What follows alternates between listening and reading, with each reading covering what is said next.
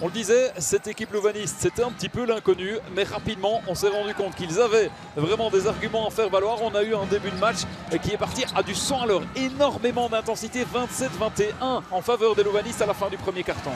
Exactement, ça courait dans tous les sens, ce fut physique. Mais les deux équipes étaient surtout présentes en attaque, ce qui nous a donné ce bon basketball de première mi-temps. On a eu le momentum louvaniste, ensuite le momentum qui a basculé du côté Carolo et les échanges par la suite qui se sont équilibrés. Une équipe Carolo emmenée par un Billy Barron extraordinaire en première mi-temps. Enfin, sur l'ensemble du match d'ailleurs. Qui a fait encore une grande prestation parce qu'il empile les minutes et ça ne doit pas être facile. Il sort d'une petite blessure, mais il faut quand même se dire qu'il joue 30-35 minutes, qu'il doit défendre sur des bons attaquants. Mais encore une fois, il tire le jeu, il tire son équipe et voilà, il amène Charleroi au top.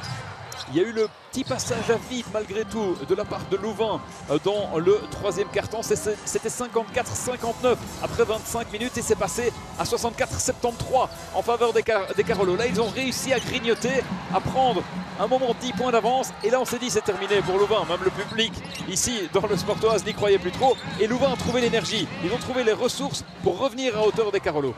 Alors la question c'est combien de temps ils peuvent tenir, je veux dire, dans la saison à jouer avec 3 joueurs qui dépassent les 30 minutes. Il faut absolument qu'on fasse passer dans les rotations des joueurs comme Bako, comme Thomas Dressen qui peuvent toucher du ballon parce que quand on perd 2-3 ballons, il faut quand même se rendre compte que Thomas Dressen a ses capacités de scorer en une fraction de seconde. Ah, il l'a déjà démontré dans notre compétition évidemment, Thomas Dressen qui ne joue finalement que 2 minutes ce soir, donc ça c'est un petit peu surprenant. Parce qu'il y a quand même des ressources, c'est vrai que vous avez mentionné Bako, il y a également Brieux-Lemaire qui est présent sur ce banc, donc il y a quand même des rotations que Tom Johnson peut apporter. Maintenant, on l'a dit, c'est une équipe qui est complètement recomposée, avec un nouvel entraîneur, des joueurs qui viennent d'un peu partout dans le monde, on va dire ça comme ça, certains qui ont plus voyagé que d'autres. Mais il faut pouvoir gérer, essayer de bien comprendre les forces en présence, ça prendra quelques semaines du côté de Louvain.